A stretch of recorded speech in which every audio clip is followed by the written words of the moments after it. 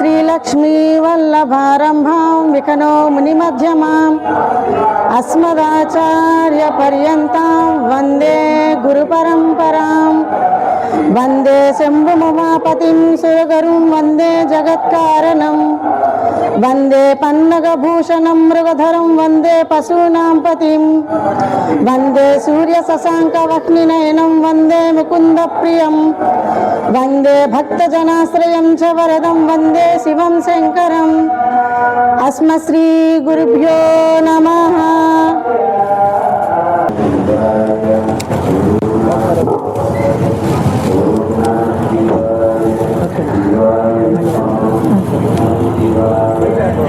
ఓం శ్రీహరి. ప్రియ భగవద్బంధువులారా, ఈవేళ మహాశివరాత్రి పర్వదినం. సహజంగా మహాశివరాత్రి అనగానే మనకి గుర్తొచ్చేవి శివుడి అభిషేకాలు, నామకీర్తన, ఇంకా బిల్వదళార్చన, ఇవన్నీ గుర్తుకు వస్తాయి కదా.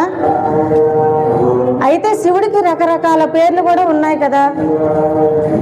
పార్వతీపతి అని, వృషభధారుడని, పినాకధారి అని, ఇంకా బోలాశంకరుడు అని కూడా పేరు ఆయనకి. అయితే బోలాశంకరుడు అనే మాటకు అర్థం మనకి తెలుసు ఏంటంటే చాలా సులభంగా భక్తులని కరుణించేంత గొప్ప మనస్సు కలవాడు అనేది అర్థంట. అయితే అంత గొప్ప మనస్సు ఆయనకి ఎందుకున్నది?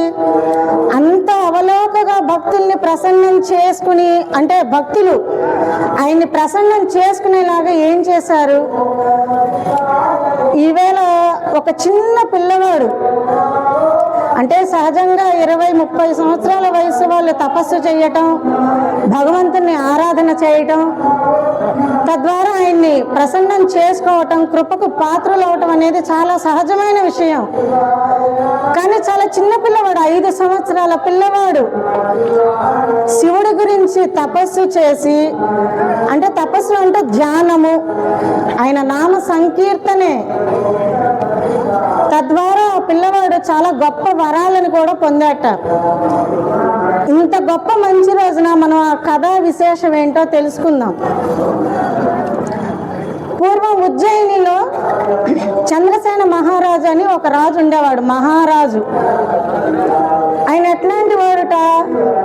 చాలా బుద్ధిశాలి, సకల శాస్త్రాలలోని తత్వాన్ని కూడా అవలోకన చేసుకున్నవాడు, అంటే అభ్యసించిన వాడుట.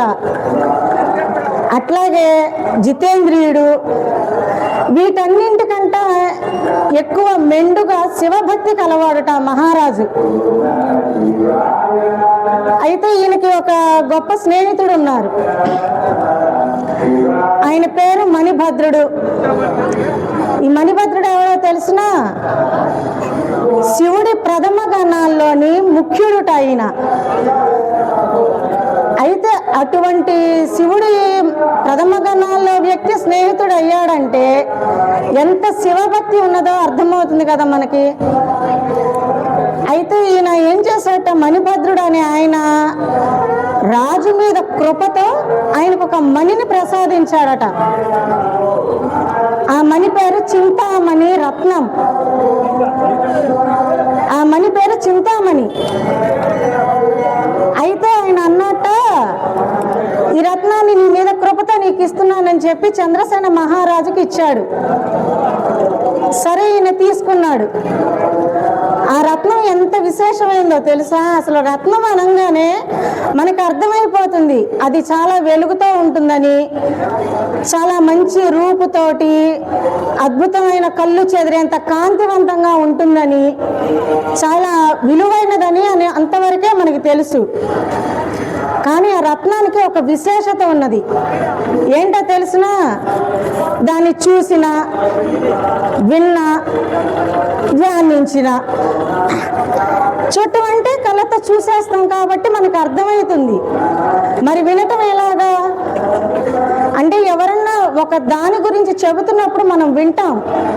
ఆ వినటం ద్వారా మనకు ఆ వస్తువు ఏంటనేది అర్థమవుతుంది కదా. అలాగే ఆ వినటం ద్వారా ఇంకొకటి ధ్యానించడం. ధ్యానము అంటే ఒక విషయాన్ని పదే పదే పదే పదే ఎక్కువ సార్లు మనం అవలోకన చేయటం అంటే ఎక్కువ సార్లు ఎవరితోనైనా సరే చర్చించడం, దాన్ని ధ్యానించడం అంటారట. అంటే ఆ రత్నం గురించి ఎన్నిసార్లు అనుకుంటామో అన్నిసార్లు చాలా విశేషమైన శుభ ఫలితాలు కలుగుతాయని ఒక గొప్ప విశేషం ఉంది ఆ రత్నానికి. అటువంటి మహిమాన్వితమైన రత్నాన్ని మణిభద్రుడు అనే ఆయన శివ భక్తుడు, అంటే ప్రథమ గణాల్లో ముఖ్యుడు ఆయన. ఆయన చంద్రసేన మహారాజుకి ప్రసాదించాడు అది. అసలే మహారాజు అనగానే మనకు అర్థమైపోతుంది ఆయన రూపురేఖలు ఎలా ఉంటాయి, ఆయన తేజస్సు ఎలా ఉంటుంది ఏంటనేది మనకు అర్థమైపోతుంది. అయితే ఈ రత్నాన్ని ఆయన ఎప్పుడైతే మెడలో వేసుకున్నాడో ఇంకా రెట్టింపు కాంతితో, రెట్టింపు తేజస్సుతో కనిపిస్తున్నట్ట మిగతా రాజులకి. మిగతా రాజులు అనుకున్నారట ఎలాగైనా సరే ఈ చంద్రసేన మహారాజు మెడలో ఉన్న కంఠాహారంలో ఉన్న రత్నాన్ని మనం ఆ రాజుని జయించి చతురంగ బలాలు సైతం మనం తీసుకువెళ్ళి వాటితో ఆ రాజుని ఓడించి ఆ రత్నాన్ని మనం తీసుకుందామనే ఆశ కలిగింది వీళ్ళకి. చూడండి, ఆశ మాత్రమే కలిగింది, దాని మీద వ్యామోహం పెరగల వీళ్ళకి. వ్యామోహం వేరు, ఆశ వేరు. ఆశ ఏం చెప్తుంది? వాళ్ళని ఓడించి తీసుకోమంటోంది. వ్యామోహం ఏం చెప్తుంది? వాడిని చంపైనా తీసుకోమంటుంది. కాబట్టి వీళ్ళ ఆశ ఏంటి? ఆ రాజుని ఓడించి ఆ రత్నాన్ని తీసుకోవాలనేది వీళ్ళ ఆశ. అనుకున్నదే తడవుగా మిగతా రాజుల్ని సైతం కూడాను పోగు చేసుకున్నారు వీళ్ళు. అంటే ఒకళ్ళనొకళ్ళు సమూహంగా ఏర్పడి చర్చించుకున్నారు.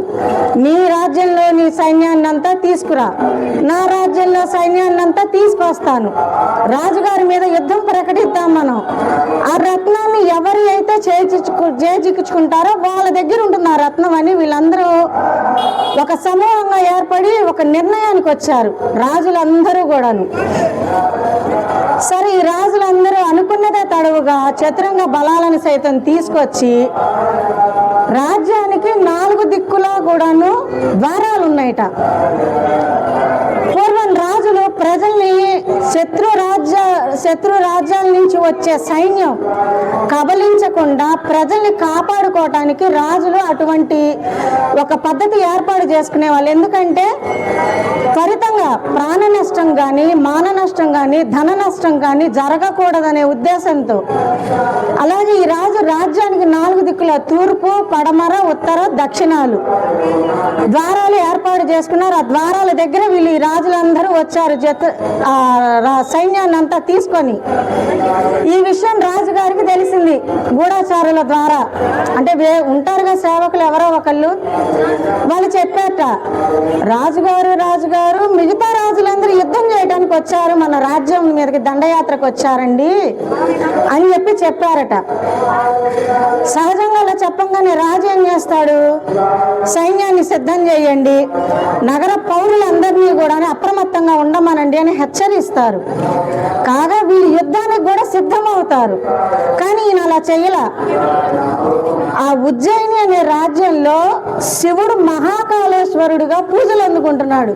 ఆ రాజ్యంలో ఆ మహాకాళుడి దగ్గరికి వెళ్ళాడు ఈయన, ఆ గుడికి, దేవాలయానికి. ఎందుకంటే యుద్ధానికి వెళ్ళాలి కదా, ఈయన బలానికి తోడు దైవ బలం కూడా కావాలి కదా. అదేంటండి, రాజు కదండి, పరాక్రమవంతుడు కదా అంటే పరాక్రమవంతుడే. మన ఇళ్ళల్లో చూడండి, చాలా చిన్న పనులు ఏదైనా విశేషంగా చెయ్యాలి అనుకుంటే ముందు ఏం చేస్తాం? మనం వినాయకుడికి పూజ చేస్తాం, లేకపోతే కులదైవానికి పూజ చేసుకుంటాము, లేదు కులదైవ ఆలయానికి వెళ్ళి అర్చక స్వామికి చెప్పి విశేషమైన పూజ చేయించుకొని ఆశీర్వచనం తీసుకొని ఇంటికి వచ్చి ఆ పని ప్రారంభిస్తాం. అవునా కాదా? అట్లాగే ఈ రాజు కూడా మహాకాళేశ్వరుడు దేవాలయానికి వెళ్ళి శివుడి ఆశీస్సుల కోసమని ఉపవాస దీక్షతో కూడుకున్న ఒక శివ పూజని ప్రారంభించాడట. వేదాన్ని వల్లించే పండితులందరూ వచ్చారు, బ్రాహ్మణులు వచ్చారు, ఆ దేవాలయంలో ఆసీనులయ్యారు. చాలా ఉత్సవంగా జరుగుతోంది. ఈవేళ మన శివాలయం ఎలా ఉన్నదండి? భూ కైలాసం వల్లే ఉన్నది కదా, చాలా అద్వితీయంగా ఉంది. దీపపు కాంతులతో, పూలమాలలతో, అగరధూపాలతో, చందన పన్నీరులతో ఎంత సుగంధ పరిమళం వెదజల్లుతోంది కదా మన దేవాలయం ఈ రోజు. అంతకన్నా అద్భుతంగా చేసేట మహారాజు ఉత్సవాన్ని. అంటే అలంకారం చేస్తారు కదా, అందులో ఎవరు చేస్తున్నారు పూజ? మహారాజు చేస్తున్నారు. మరి ఆయన తగ్గట్టుగానే ఉంటుంది కదా విశేషంగా. సరే, ఈయన పూజ ప్రారంభించాడు, అలా సాగుతున్నది. అయితే ఆ నగరంలో నివసిస్తున్న ఒక గొప్ప స్త్రీ వచ్చిందిట ఆ దేవాలయం దర్శనం చేసుకోవడానికి. వచ్చింది ఆవిడ, ఆ ఉత్సవాన్ని చూసింది, చాలా అద్భుతంగా ఉన్నది అనుకున్నది, చాలా ఆనందపడింది. ఎప్పుడూ కూడా మన కన్ను, మనస్సు, మెదడు చాలా అందంగా ఉన్నవి, ఆకర్షణీయంగా ఉన్నవి, మన మనస్సుని ఉల్లాసపరిచే, ఆనందపరిచే వాటిని స్వీకరిస్తాయి. అవునా కాదా? బాధపడేదాన్ని ఎవ్వరు కోరి కోరి చూడరు, తెచ్చుకోరు, తలచుకోరు. ఇది వాస్తవం. అలాగే ఈమె కూడా అక్కడ జరుగుతున్న ఉత్సవాన్ని, అలంకారాన్ని, ఆ వేద పండితులు చేస్తున్న మంత్ర భాగాన్ని విని చాలా సంతోషపడింది. ఆ సంతోషపడినది ఆమెతో పాటు ఆమె కొడుకు కూడా వచ్చాడు, 5 సంవత్సరాలు ఆ పిల్లవాడికి. ఆ పిల్లవాడు కూడా చూశాడు. సరే, దండం పెట్టుకున్నారు, ఇద్దరు ఇంటికి వెళ్ళారు, తల్లి కొడుకులు ఇద్దరు. సరే, వీళ్ళది చాలా చిన్న ఇల్లు, పేదవాళ్ళు అన్నమాట వీళ్ళు. సరే, ఈమె ఏదో ఆమె పనులు ఏదో ఆవిడ చేసుకుంటోంది ఇంట్లో. వీళ్ళ ఇంటికి 2 శిబిరాల అవతల ఒక ఖాళీ ప్రదేశం ఉన్నదిట, ఏకాంత ప్రదేశం, అంటే ఖాళీగా ఉన్నది. అయితే ఆ పిల్లాడు ఏం చేశాడు అక్కడ? గుళ్ళో ఏం చూసి వచ్చాడండి ఆ పిల్లాడు? శివ పూజ కదా చూసి వచ్చింది. ఈ పిల్లవాడు ఏం చేశాట? ఒక బుజ్జి రాయిని తీసుకొచ్చి అక్కడ పెట్టుకున్నాడు తన ముందు. కృత్రిమమైన పూజా ద్రవ్యాలన్నీ సిద్ధం చేసుకున్నాడు. అంటే పిల్లలు ఆడుకునేటప్పుడు గురుగులు పెట్టుకున్నారు అనుకోండి, అమ్మ ఏమన్నా పప్పులుంటే ఇవ్వు, నేను ఆడుకుంటాను, గురుగులు పెట్టుకున్నా అంటే అమ్మ ఇవ్వదు. అప్పుడు పిల్లలు ఏం చేస్తారు?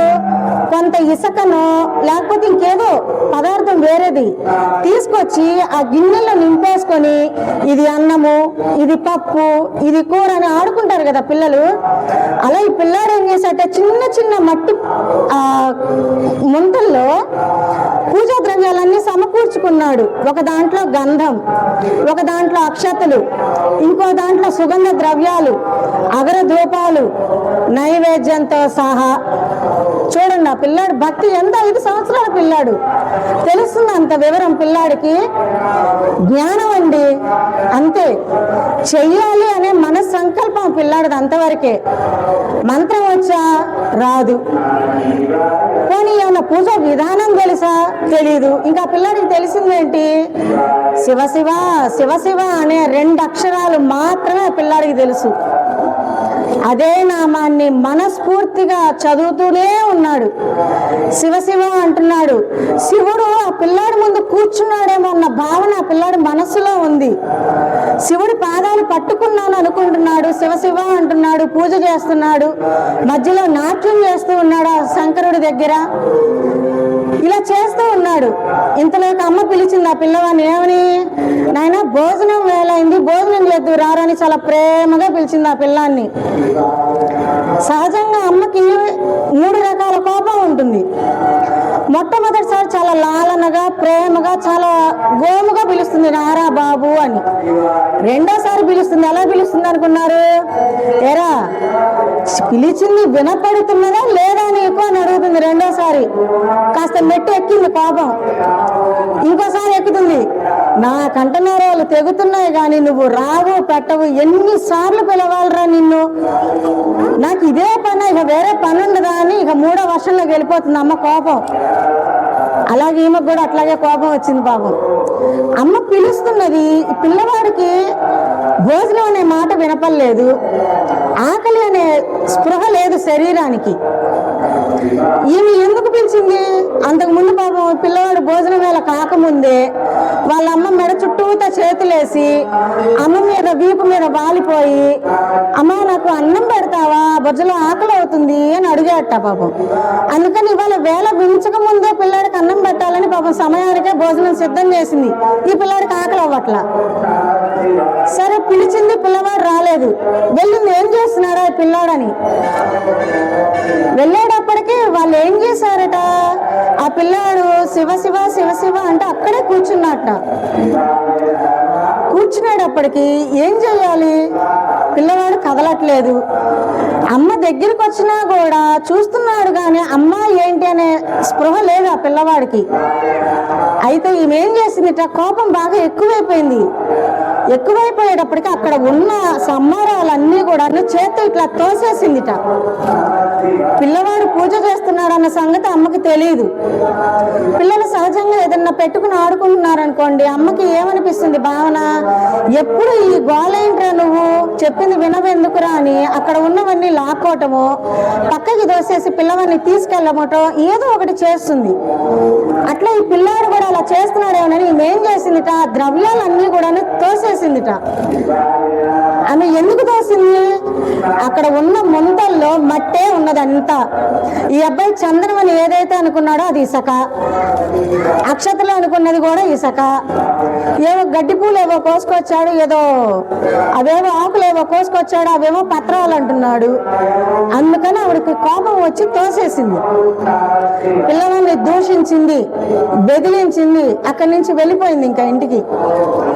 ఈ పిల్లవాడిగా ఏడుపు లంకించాడిగా, అయ్యయ్యో శివయ్య నా పూజ అంతా వృధా అయిపోయింది మా అమ్మ కారణంగా, నన్ను క్షమించయ్యా అని చెప్పి ఆ పిల్లవాడు వలవలా ఏడ్చాడు.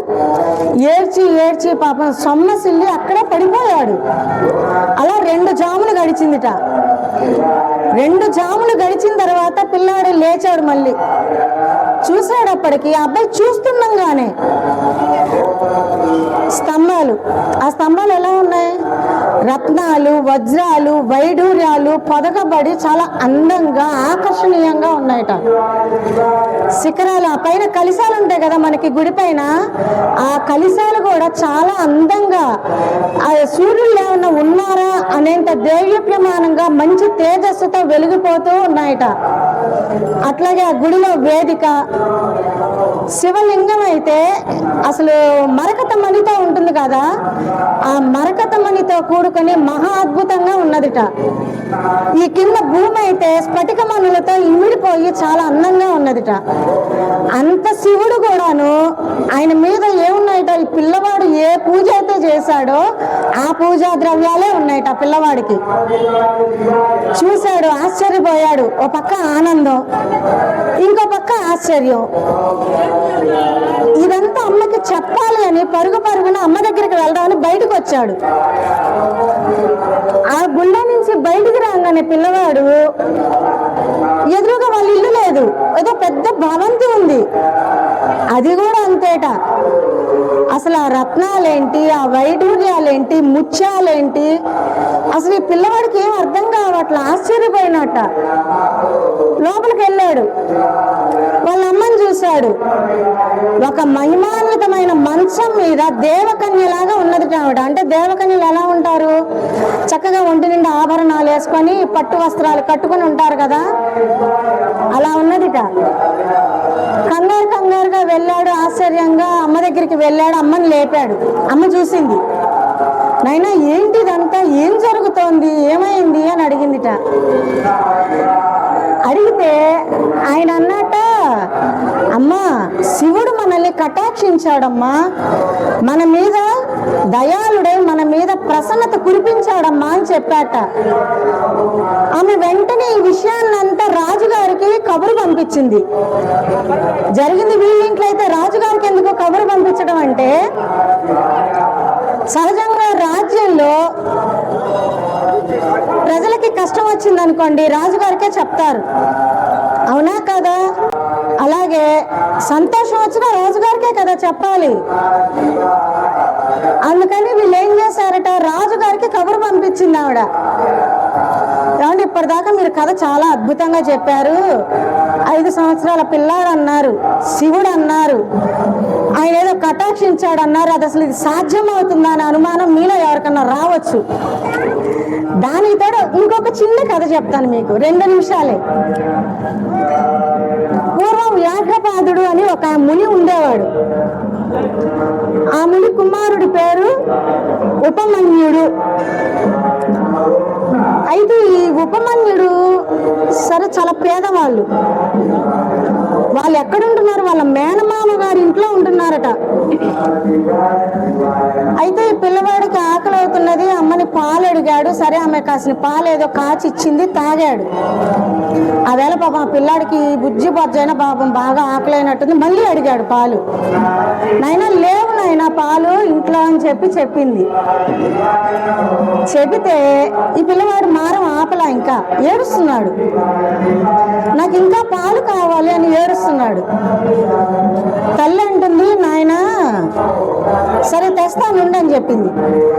వీళ్ళ పరిస్థితి ఎట్లా ఉంటుందంటే, నగరానికి వెళ్ళి భిక్షాటన చేసి ఆ వచ్చిన ద్రవ్యంతోనే వీళ్ళు జీవనం సాగే పరిస్థితి అన్నమాట వీళ్ళది.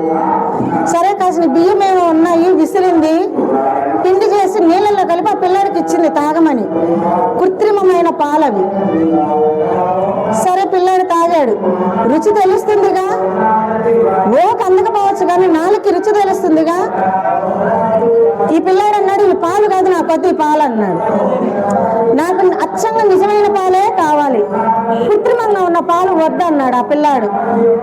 అనేటప్పటికీ మామూలుగా సహజంగా మనమైతే విసుక్కుంటాం. ఎన్నిసార్లు చెప్పాలరా నీకు, ఒకసారి చెబితే అర్థం కాదా ఏంటని విసుక్కుంటాం.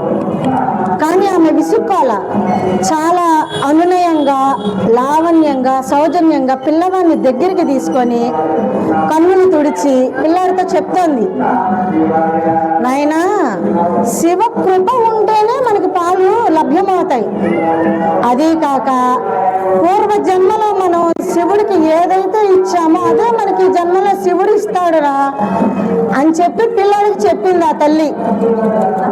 పిల్లాడు అన్నాడు, ఓహో శివుడు ఇస్తాడా పాలు, సరే నేను శివుడి కోసం తపస్సు చేసి పాలను సంపాదించుకొస్తా అన్నాడు.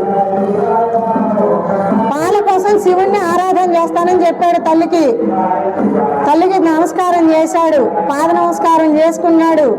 హిమాలయ పర్వతాలకు వెళ్ళిపోయినాడు ఆ పిల్లాడు. వెళ్ళి కొన్ని వేల సంవత్సరాలు ఆ శివుడి గురించి తపస్సు చేశాడు. ఎలాగో తెలిసినా వాయువునే ఆహారంగా తీసుకున్నాడు, అంటే గాలినే. 8 ఇటుకలతో కట్టాడండి శివాలయాన్ని. కట్టి ఒక్క శివుణ్ణే కాదు, అమ్మాయిన పార్వతిని కూడా ఆవాహన చేసుకొని శివ పంచాక్షరి మంత్రంతో చాలా నియమబద్ధుడై నిష్ఠగా తపస్సు చేశాడు శివుడి గురించి. ఆ తపస్సు ఏ స్థాయికి వెళ్ళింది? ముల్లోకాలన్నీ కూడా గడగడలాడించేంత తీవ్ర స్థాయికి వెళ్ళింది ఆ తపస్సు. త్రిమూర్తులు అంటే బ్రహ్మ, విష్ణు, మిగతా దేవతలు కూడా ఆ తేజస్సుని తట్టుకోలేకపోయారట. అదేంటండి, తపస్సు అంటే గొప్ప విషయమే కదా, దాన్ని తట్టుకోలేకపోవటం ఏంటి అంటే,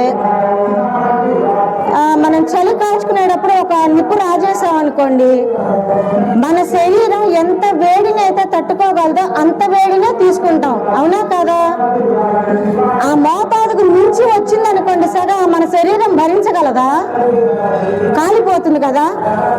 సగ ఎక్కువైతే కాలుతుందా లేదా మనకి? అలాగే తేజస్సు, ఆ తేజస్సు వల్ల వీళ్ళు శక్తి కోల్పోతున్నారు దేవతలందరూ కూడాను. ఈ పిల్లలు శివుడి కోసం కదా తపస్సు చేస్తుంది. శివుడి దగ్గరికి వెళ్ళారు. శివుడి దగ్గరికి వెళ్ళి, పరమేశ్వర ఆ ఉపమన్యుడు తపస్సు ఏంటో చూడు స్వామి, ఆ తేజస్సు ఏంటి, అంత తేజస్సు మేము భరించలేకపోతున్నాం, అసలు మా వల్ల కావటం లేదు, ఏంటో చూడయ్యా అన్నారు. అనేటప్పటికీ సరే నేను చూస్తాను, మీ నెలలకు మీరు వెళ్ళండి అని పంపించేశాడు. సరే వీళ్ళందరూ కూడా వెళ్ళిపోయారు. శివుడిగా నిర్ణయం తీసుకున్నాడు, ఉపమన్యుడి తపస్సు ఏ స్థాయిలో ఉందో ఇంకా పరీక్షించాలి అనుకున్నాడు.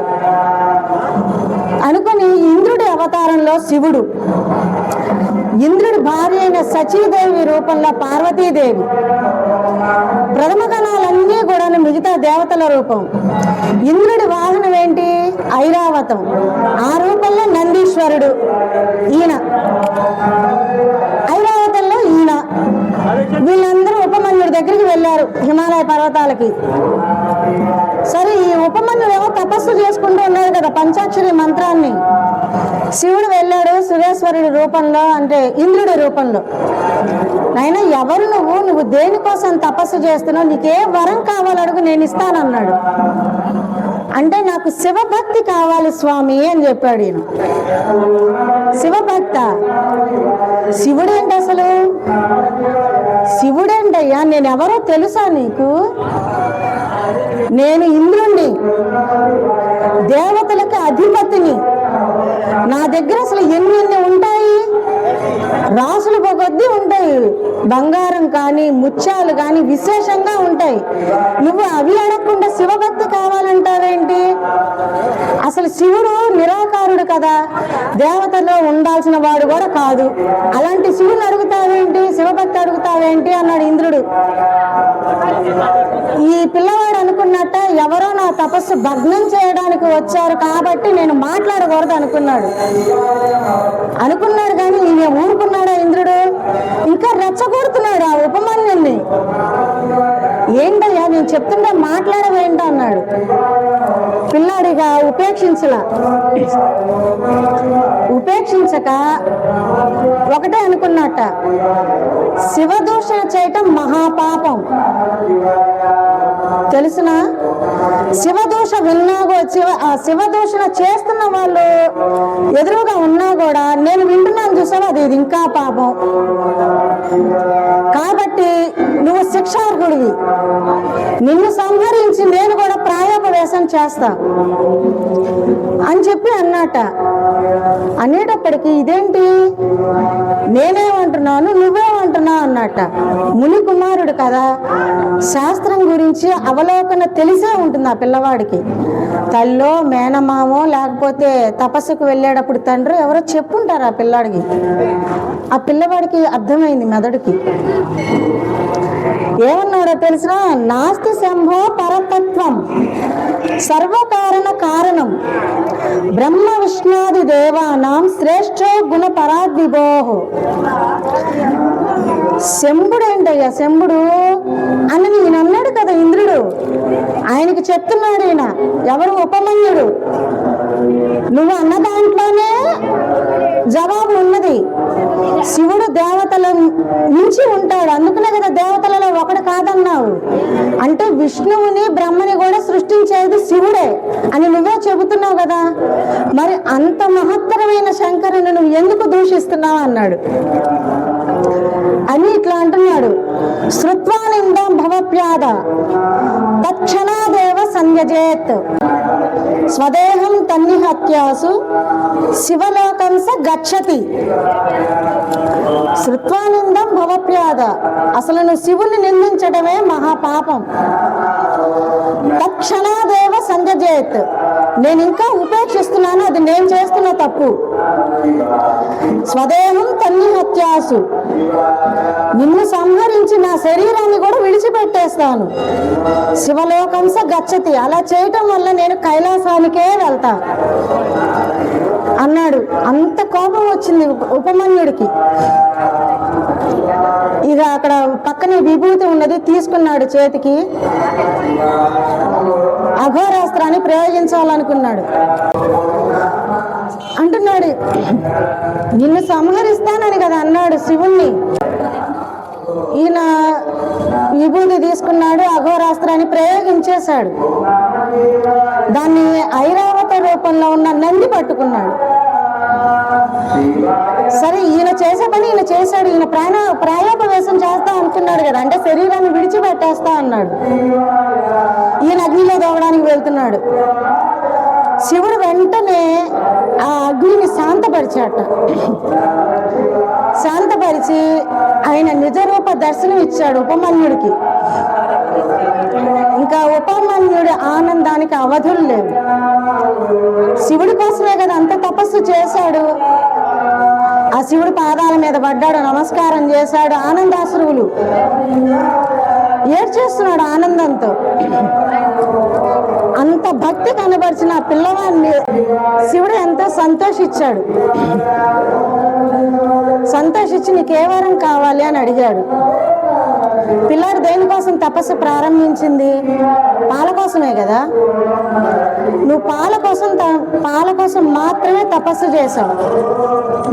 నేను నీకు పాల సముద్రాన్నే ఇస్తున్నా, అది ఎప్పుడు ఎండిపోదు, పాడవదు. అనంతమైన సాగరం, క్షీర సాగరాన్నే ప్రసాదిస్తున్నా. ఒక్క క్షీరమే కాదు, దది అంటే పెరుగు, మధువు అంటే తేనె, ఈ 3 సముద్రాలని కూడా నీకు ఇస్తున్నాను వరంగా. ఇదే కాక ఇంకోటి కూడా ఇస్తున్నాను. ఏంటిదో తెలిసిన? భక్ష్య భోజ్యాలతో నిండిన సముద్రం. అంటే మనం పిండి వంటలు వండుకుంటాం కదా, గారెలు బూరెలు అట్లాంటివి, అది కూడా సముద్రం చేసి ఇచ్చేసాట ఉపమన్యుడికి శివుడు. అంటే పిల్లవాడు ఒకదాని కోసమే తపస్సు చేసింది, శివుడు అనంతమైన కృపని కురిపించాడు ఆ పిల్లాడి మీద. ఇదొక్కటే కాదు, నువ్వు నా కుమారుడివి, నేను నీ తండ్రిని, ఇదిగో నీ తల్లి పార్వతి అని పార్వతీదేవిని చూపించాడు ఆ ఉపమన్యుడికి. ఏ భక్తుడికి దక్కిందండి అంత గొప్ప వరం? శివుడు తండ్రి ఏంటి, పార్వతి తల్లి ఏంటి? చాలా చిన్న వయసులో చాలా కొద్దిపాటి తపస్సుని ఆచరించింది ఆ పిల్లాడు. కానీ ఎంత గొప్ప ఖ్యాతి, సామాన్యమైన విషయం కాదు కదా. ఈ సముద్రాలే కాదు, ఇంకా నీకు ఇవ్వాలి. ఇంకా ఏమి ఇవ్వాలనుకున్నాడు ఆయన? పాశుపతాస్త్రం అని మనకి తెలుసు, అర్జునుడు తపస్సు చేసి శివుడి దగ్గర పొందిన అస్త్రం. అది మీలో ఎవరికన్నా తెలుసా అండి? అది పాశుపతాస్త్రం. ఆ అస్త్రానికి సంబంధించిన తత్వాన్ని, వ్రతాన్ని, దానికి సంబంధించిన విద్యని కూడా ఈయన శివుడే, సాక్షాత్ శివుడే ఆ ఉపమన్యుడికి ఉపదేశించాట. అలాగే బ్రహ్మ, అక్షయ బ్రహ్మ విద్య కూడా నేర్పించాడు ఆయనకి. ఇట్లా వరాలు ఇవ్వటమే కాకుండా నువ్వు అమరుడివి, అంటే దేవతలలో ఒకడివి, నా గణాలలో ముఖ్యుడివి నువ్వు. అట్లాగే నీ వంశం ఏదైతే ఉందో, నీ పరంపరగా ఇదంతా కూడా నీవు ఏ ఖ్యాతి అయితే పొందావో అంత గొప్ప ఖ్యాతి నీ వంశంలో ప్రతి పొందుదురుగాక అని వరాన్ని కూడా ఇచ్చాట. చూడండి, గుక్కెడు పాలు అడిగాడు అమ్మని, లేవు అన్నది. శివుడి దగ్గరికి వెళ్ళాడు, అమ్మ చెప్పింది నిజమే, శివుడు ఇచ్చాడు, అన్నీ ఇచ్చాడు. ఐశ్వర్యాన్ని ఇచ్చాడు, సంపదని ఇచ్చాడు, విద్యని ఇచ్చాడు, ఖ్యాతిని ఇచ్చాడు. ఏమి ఇవ్వలేదు, ఒకటి ఇవ్వకుండా ఉన్నాడా? అన్నీ ఇచ్చాడు. ఈ వరాలన్నీ ఇచ్చి శివుడు పార్వతి కైలాసానికి వెళ్ళిపోగానే ఈ పిల్లవాడు తల్లి దగ్గరికి వచ్చాడు భూలోకంలో. అంటే ఉన్నది కదా ఆశ్రమంలో. అమ్మకి చెప్పాడు అన్ని. అమ్మ ఇట్లా శివుడు ప్రత్యక్షమయ్యాడు, ఇన్ని వరాలు ఇచ్చాడమ్మా అని చెప్పారు. తల్లి సంతోషించింది. అంటే అంత చిన్న పిల్లవాడు అంత గొప్ప వరాన్ని పొందినప్పుడు 5 సంవత్సరాల పిల్లాడు. ఇంకా ఈయన పంచాక్షరి మంత్రాన్ని జపం చేశాడు ఉపమన్యుడు. కానీ ఈ పిల్లవాడు 2 అక్షరాలు శివ, అంతే. శివ శివ శివ అని ఈ 2 అక్షరాలని మాత్రమే జపం చేశాట ఆయన. ఆ 2 అక్షరాలకు అంత కటాక్షించట శివుడు. ఇదంతా రాజుగారికి తెలియగానే ఆయన అన్నట్ట, ఈ పురోహితులు ఉన్నారు కదా, ఆ పురోహితుల్ని తీసుకొని ఈయన రాత్రిపూట పూజా క్రతువు కొంత ఏదో ఉన్నది, ఈయన వ్రత దీక్షలో ఉన్నాడు కదా, ఆ వ్రత దీక్ష పూర్తి చేసుకున్నవాడే పురోహితుల్ని, మంత్రుల్ని, సేవకుల్ని తీసుకొని ఈయన అక్కడికి వెళ్ళాడు ఆ స్థలానికి. ఈ పిల్లవాడు ఎక్కడైతే, ఈ పిల్లవాడి ద్వారా ఉద్భవించిన శివాలయం ఏదైతే ఉందో ఆ శివాలయం దగ్గరికి వెళ్ళాడు ఈ మహారాజు, చంద్రసేన మహారాజు. సరే చూశాడు, ఆ గుడిని చూశాడు, చాలా అద్భుతంగా ఉన్నది, చాలా ఆశ్చర్యపోయాడు. ఇక వీళ్ళందరూ కూడాను, ఈ పండితులందరూ కూడా వచ్చారు కదా, వీళ్ళందరూ పూజ చేస్తున్నారు, ఉత్సవం జరుపుతున్నారు అక్కడే ఆ గుళ్ళోనే ఉత్సవాన్ని జరుపుతున్నారు. చాలా సంతోషంగా ఉన్నది. ఇలా ఆ పురంలో ఉన్న ప్రజలందరికీ కూడా ఈ విషయం తెలిసింది. ఈ గోపబాలుడు శివుడి కోసం పూజ చేశాడట. ఆ పూజ నిర్విఘ్నం చేసిందట వాళ్ళమ్మ. అయితే శివుడు కటాక్షించి గొప్ప దేవాలయంలో వెలిశాడట. దేవాలయంతో సహా, ఒక విగ్రహం వెలియటం కాదు, దేవాలయంతో సహా శివుడు వెలిశాడట. వాళ్ళు చాలా సంపన్నులయ్యారట. మనం కూడా ఒక్కసారి చూసొద్దామని చెప్పి నగరవాసులందరూ అక్కడికి చేరి ఈ జరుగుతున్న ఈ సమ్మారానంతా కూడా చాలా సంతోషంగా ముచ్చటించుకుంటూ ఆ రాత్రి అంతా కూడాను, క్షణం ఒక యుగం, యుగం ఒక క్షణం అంటారు కదా, అలాగా ఆ రాత్రి అంతా కూడాను ఒక క్షణంలో గడిచిపోయిందిట వాళ్ళకి. ప్రాతకాలం ఏంటంటే తెల్లవారింది. ఈ రాజులందరూ కూడాను ఒక సేవకుని పంపించారు లోపల ఏం జరుగుతుందో అని. సరే, ఆ సేవకుడు వచ్చాడు. వచ్చి ఇంకేముంది, రాజుగారు ఏంటో వాళ్ళ నగరంలో ఒక పిల్లాట శివుడు ప్రత్యక్షమయ్యాట, గుడితో సహా ప్రత్యక్షమయ్యాట, వాళ్ళు అసలు లేని వాళ్ళు కానీ సంపన్నులు అయ్యారట అని చెప్పి చెప్పుకోవడం మొదలు పెట్టారు. ఈ రాజులకు అనుమానం వచ్చింది. ఏమని అనుమానం వచ్చిందంటే, సహజంగానే రాజు శివభక్తుడు. అయితే పురవాసులు కూడా శివభక్తులే. ఎంత శివభక్తులు, ఎంత గొప్ప శివభక్తులు అంటే శివుణ్ణే ప్రసన్నం చేసుకున్నారు కదా. అంతే కదా, రాజుగారే భక్తి తత్పరుడు అయితే ప్రజలు ఇంకా భక్తి తత్పరులు. అంటే భక్తుల జోలికి వెళ్ళకూడదు మనం. శంకరుడికి ఈ విషయం తెలిసిందో ఆ కళ్ళతోటే మనల్ని భస్మం చేసేస్తాడు. కాబట్టి శివ భక్తుల జోలికి మనం వెళ్ళొద్దన్నాడు. ఎప్పుడైనా సరే భక్తి మనల్ని కాపాడుతుంది, ఇది నిజం. ఒప్పుకున్నా ఒప్పుకోకపోయినా మన జీవితాల్లో కొన్ని సంఘటనలు ఎదురైనప్పుడు దాన్ని ఖచ్చితంగా ఒప్పుకొని తీరాలి.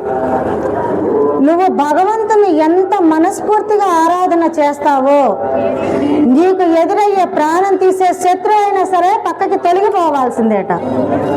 అంత శక్తివంతమైన ఆయుధం ఏంటిదది? భక్తి, భగవత్ ఆరాధన. అందుకని రాజులందరూ కూడాను వీళ్ళు అనుమతి కోరారు రాజుని. అంటే మేము కూడా పురాణంలోకి లోపలికి వస్తాం, గుడి లోపలికి, అదే నగరం లోపలికి. మాకు కూడా ఆ గుడి చూడాలనే ఉత్సాహం ఉన్నది, చూస్తామని చెప్పి అనుమతి అడిగారట. రాజు శివభక్తుడు కదండి, భక్తులు ఎప్పుడూ కూడాను కోపంగా ఉండరు, చాలా సత్వగుణంలో ఉంటారు. ఎందుకంటే క్షమాగుణం ఎక్కువ ఉంటుంది వాళ్ళకి. దేన్నైనా ఎవరు ఎంత పరుషంగా మాట్లాడినా కూడా ఒక సత్వ గుణంలోనే ఉంటారట వాళ్ళు. అందుకే భగవంతుడికి వాళ్ళంటే ఇష్టం. అంటే ఇక్కడ ఒక చిన్న విషయం చెప్తాను. అంటే మనలో మనకి జరుగుతున్న ఒక మానసిక సంఘర్షణ ఏంటంటే, దేవుణ్ణి నేను రోజు పూజ చేస్తున్నాను, 4ంటికే లేస్తున్నాను, తలారా స్నానం చేస్తున్నాను, దీపం పెడుతున్నాను, నైవేద్యం పెడుతున్నాను, పారాయణ చేస్తున్నాను, పట్టు విడవకుండా సమయానుకూలంగా దేవాలయానికి కూడా వెళ్తున్నాను. కానీ దేవుడు నాకేమిచ్చాడు? ప్రతిదీ నేను అయ్యో లేదు అనుకోవడమే సరిపోతోంది. పక్కవాడు ఉన్నాడు, వాడు దేవుడికి దండం పెట్టడు, కనీసం పువ్వు కూడా పెట్టడు. వాడికేమో ఎకరాలు భూమి ఇచ్చేస్తున్నాడు, కోట్లకి కోట్లు డబ్బులు ఇచ్చేస్తున్నాడు. ఏంటో ఈ దేవుడు ఉన్న వాళ్ళనే చూస్తాడు, లేని వాళ్ళని చూడడం అనేది ఒక నానుడి మనకి. అవునా కాదా? చాలా మంది అనుకుంటాం.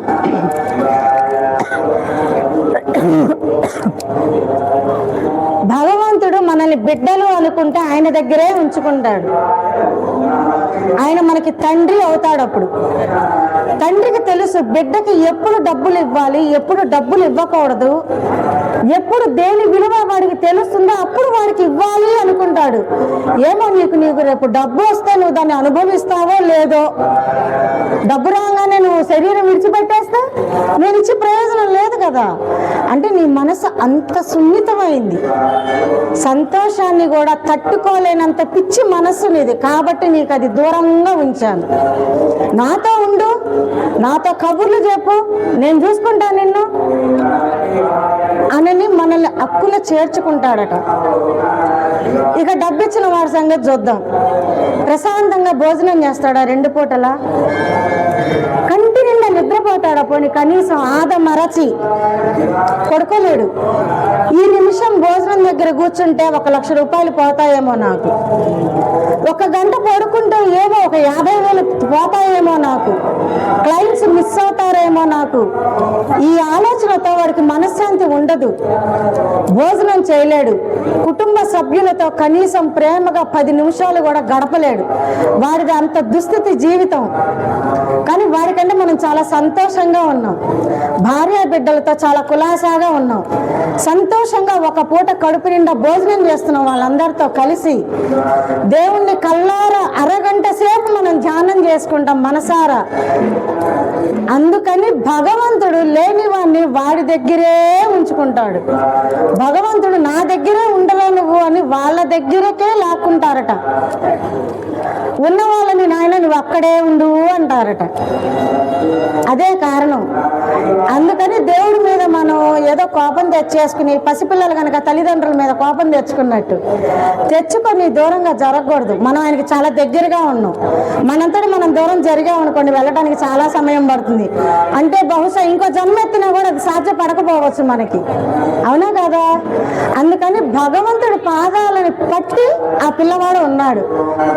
ఆ చంద్రసేన మహారాజు కూడా ఆ స్థితిలోనే ఉన్నాడు.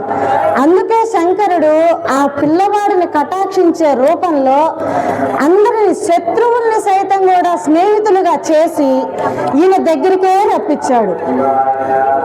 వీళ్ళందరూ వెళ్ళారు. ఆ పిల్లవాడిని చూశారు, ఆ భవంతి చూశారు, శివుణ్ణి చూశారు, శివుణ్ణి ఆరాధన చేశారు. వాళ్ళకి మంచి ఆసనాలు ఏర్పాటు చేశాడు చంద్రసేన మహారాజు. వాళ్ళందరూ ఆసీనులయ్యారు. ఇట్లా వీళ్ళందరూ ఇక్కడ మాట్లాడుకుంటున్న సందర్భంలో అక్కడికి ఒక మహా వ్యక్తి వచ్చారు. ఎవరో తెలుసునా? ఆంజనేయ స్వామి. సాక్షాత్తు వాయుపుత్రుడైన ఆంజనేయ స్వామి అక్కడ ప్రత్యక్షమయ్యారట. దేనికి? శివుణ్ణి ఆరాధించి శివుడి కృపకు పాత్రుడైన పిల్లవాడిని ఈయన కూడా ఆశీర్వదించడానికి వచ్చాడట. వచ్చి ఆ పిల్లవాడిని ఆశీర్వదించి కూర్చోబెట్టుకుని ఆ పిల్లాడితో చెప్తున్నట్ట, ఇక నుంచి నీవు లోకానికి శ్రీకరుడు అనే పేరుతో వాసికెక్కుతావు అని చెప్పాట ఆ పిల్లవాడిని.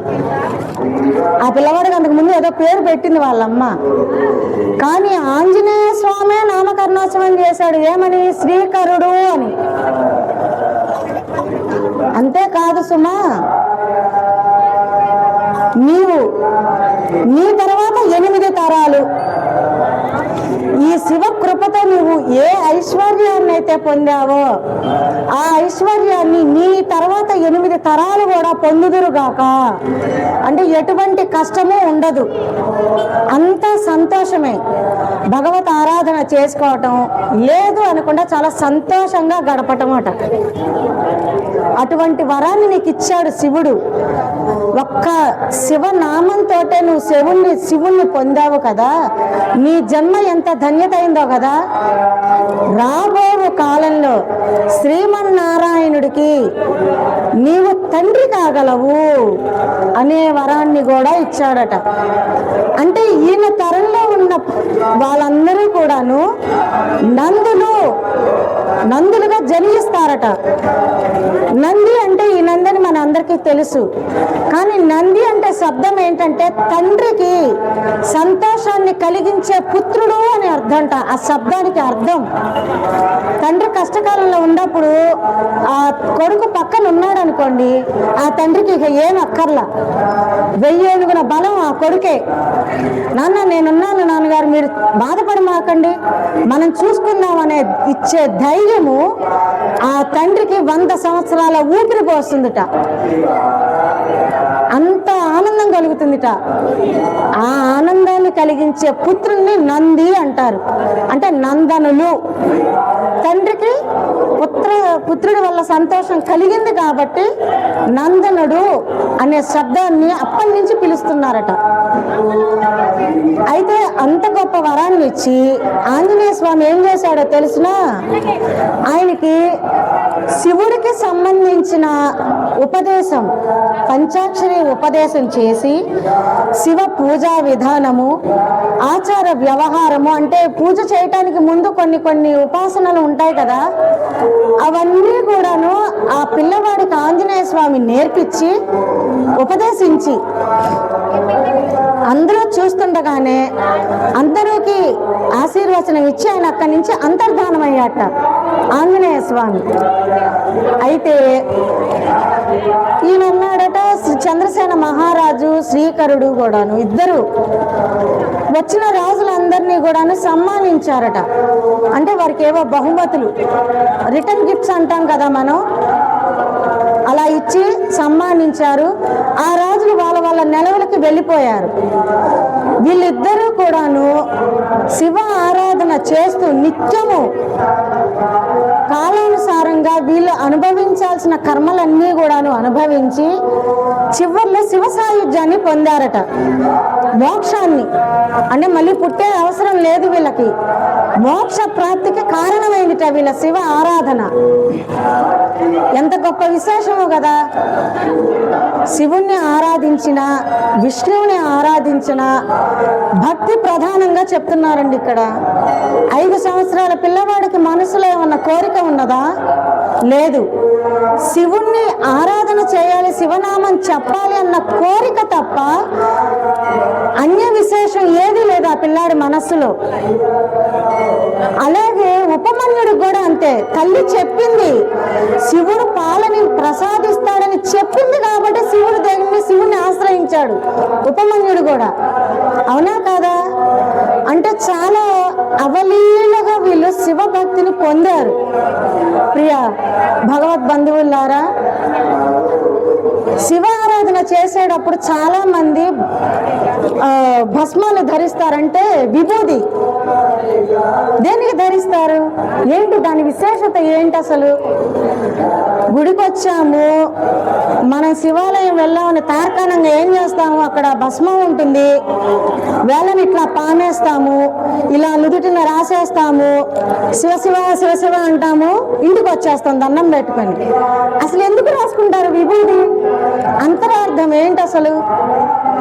దానికి ఏదన్నా మహత్యం ఉన్నదా అంటే ఉన్నది. చాలా విశేషమైన గొప్ప మహత్యం ఉన్నది. చెప్పనా? అది కూడా వద్దా?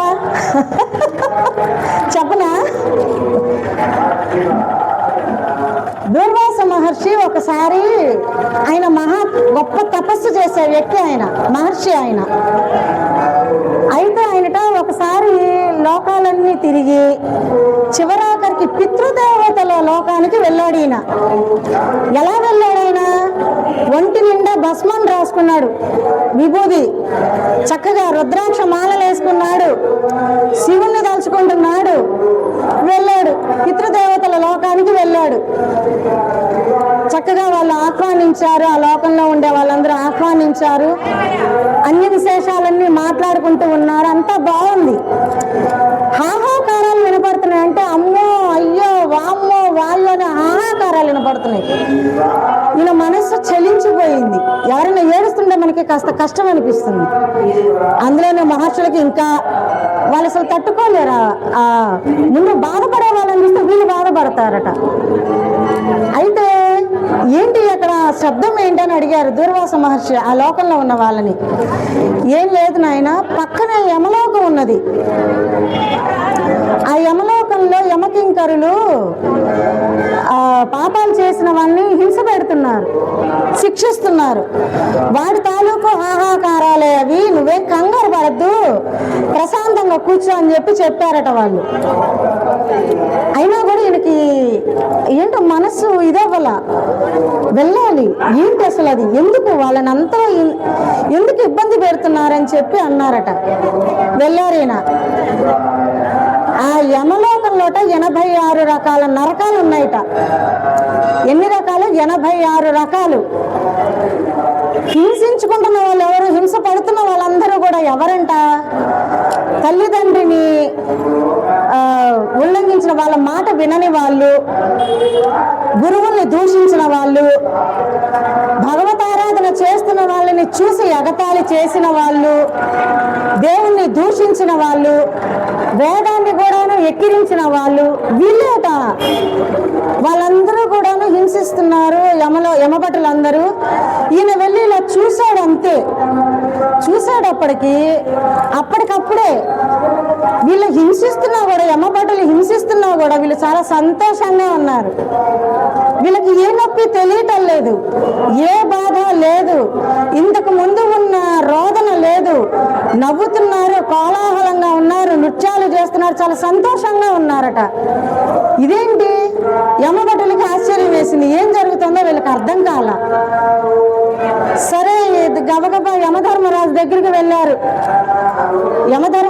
యమధర్మరాజా, వీళ్ళందరూ పాపులందరూ ఏంటో కోలాహలంగా గంతులేస్తున్నారు, మాకేం తోచట్లేదు, ఏం అర్థం కావట్లేదు అన్నారు. యమధర్మరాజు ధర్మానికి బద్ధుడుట. అధర్మం జరిగితే ఆయన సహించలేడు. ఈయన ధర్మం ఏంటి? పాపుల్ని శిక్షించడమే ఈయన ధర్మం.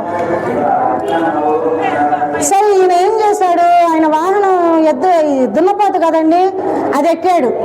ఎక్కి నేను ఇప్పుడు అందరినీ పిలుచుకొస్తాను. ఎవరిని? బ్రహ్మని, విష్ణువుని, మిగతా దేవతల్ని అడిగి వాళ్ళని కూడా పిలుచుకొస్తాను. మీరు ఈ లోపు వాళ్ళని కాపలా కాస్తూ ఉండండి అని చెప్పి ఈయన వెళ్ళాడు. బ్రహ్మగారి దగ్గరికి వెళ్ళాడు. బ్రహ్మదేవ, ఏంటో నరకలోకం అంతా స్వర్గంలో ఉంది, కోలాహలం చేస్తున్నారు. ఇలాగైతే భూలోకంలో జనాలకు అసలు భయం ఉండదు, నిరంతరం పాపాలు చేస్తూనే ఉంటారు. ఈ విషయం ఏంటి నాకు అర్థం కావట్లేదు. ముందు నా ఉద్యోగం పోతుంది. ఈయన ఉద్యోగం అదే కదా, పాపుల్ని శిక్షించడమే ఈయన ఉద్యోగం. నా ఉద్యోగానికి ప్రమాదం వస్తుంది కాబట్టి ఏంటో మీరు చూడాలన్నాడు. సరే, నా వల్ల కాదు, విష్ణువు దగ్గరికి వెళ్దామని చెప్పి నారాయణుడి దగ్గరికి వెళ్ళారు. ఆయన కూడా ఇదే మాట అన్నాడు. నాకు కూడా అర్థం కావట్లేదు, శివుడి దగ్గరికి వెళ్దామని చెప్పాడు శ్రీమన్నారాయణుడు.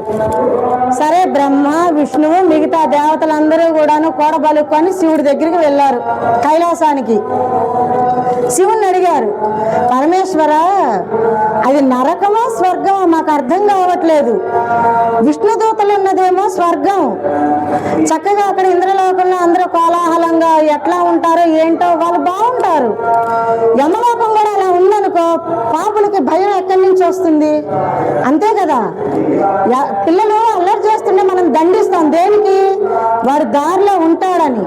అలాగే యమలోకంలో కూడా శిక్షలు వేసేది ఎందుకంటే, మనిషి తన బ్రతుకులో ఎటువంటి పాపకర్మలకి లోబడకుండా భగవత్ ఆరాధన చేస్తూ ముక్తి మార్గం వైపు ప్రయాణం చేసి వాళ్ళ జీవితాన్ని సాఫల్యం చేసుకోవడానికి ఉపయోగపడుతుంది ఈ పాపకర్మలను అనుభవించే తాలూకు శిక్ష. సరే, పరమశివుడు నవ్వాడట. ఎందుకు నవ్వుతున్నారయ్యా మీరు అంటే, నవ్వకు ఏం చేయమంటారు నన్ను? అక్కడ ఎవరు వచ్చారు? అక్కడికి దూర్వాస మహాముని వచ్చారు. ఆయన ఏం పూసుకొచ్చాడు? భస్మం రాసుకొచ్చాడు. ఏమీ లేదయ్యా, మీరు శిక్షిస్తున్నప్పుడు ఆయన ఊరికి అలా వంగి చూశాడు. చూసినప్పుడు ఆ భస్మం తాలూకు కొంత, ఆ భస్మము ఆ నరకంలో అలా రాలింది, అంతే. ఆ కాస్త మాత్రానికే వాళ్ళ ఆ బాధనంతా తొలగిన వాళ్ళే సంతోషాన్ని అనుభవిస్తున్నారు అన్నట్ట. చూడండి, భస్మం ఎంత రాలింది? నలుసంతే రాలింది, ఎక్కువ రాలలా. అంటే చిటికెడు భస్మానికి అంత విశేషత ఉంటే మనం రాసుకునే 3 గీతల రేఖ ఎంత శక్తివంతమైంది. భస్మం అంటే భాషిస్తుంది కాబట్టి భస్మం అన్నారు, ఐశ్వర్యాన్ని ఇస్తుంది కాబట్టి భూతి అన్నారు, రక్షణ కల్పిస్తుంది కాబట్టి రక్ష అన్నారు. అంత విశేషంగా ఉంటుంది ఆ భస్మం. అలాగే రుద్రాక్ష కూడా అంతే. రుద్రాక్ష మామూలుగా సహజంగా మనకి శివుడి నేత్రంలో నుంచి వచ్చిన నీళ్లు అట్లా వచ్చినాయని చెప్పుకుంటాం. కానీ అది కూడా ఒక రాక్షసుడి సంహారం వల్ల శివుడు ఒక అస్త్రాన్ని ఉపయోగించడానికి కొన్ని వేల దివ్య సంవత్సరాలు తపస్సు చేశాడు. అఘోరాస్త్రం, ఆ అస్త్రం పేరు. అస్త్రాన్ని ప్రయోగించేటప్పుడు రౌద్రంగా తెరిచిన నేత్రాలలో నుంచి నీళ్లు కారినాయి.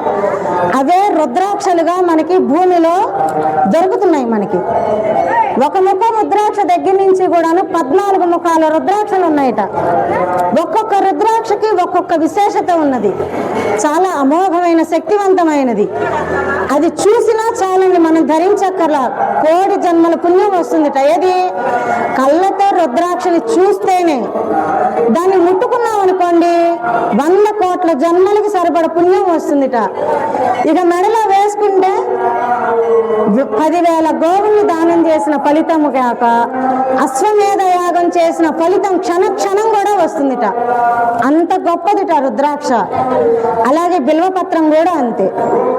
శివుడిలో ఉండే 3 గుణాలకి మనల్ని పరిపాలించే త్రిమూర్తులకి తారకానంట బిల్వదళం.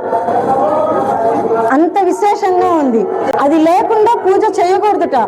నువ్వు ఎన్ని రకాల పూలు చేసినా సరే, ఎన్ని పూలతో చేసినా సరే, ఒక్క బిల్వపత్రం మనం శివుడికి సమర్పిస్తే 1,000,000 రకాల పూలతో 1,000,000 సార్లు పూజ చేసిన ఫలితం దక్కుతుందిట. ఒక్క బిల్వదళం ఉంచితే. అంత గొప్ప విశేషమైనదట.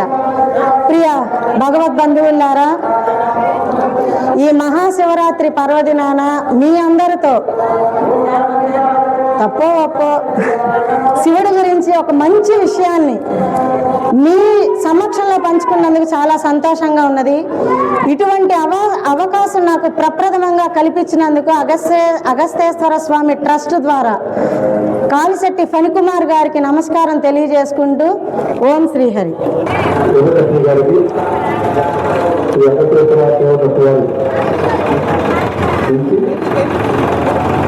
కాబట్టి విజయలక్ష్మి గారు చెప్తారా?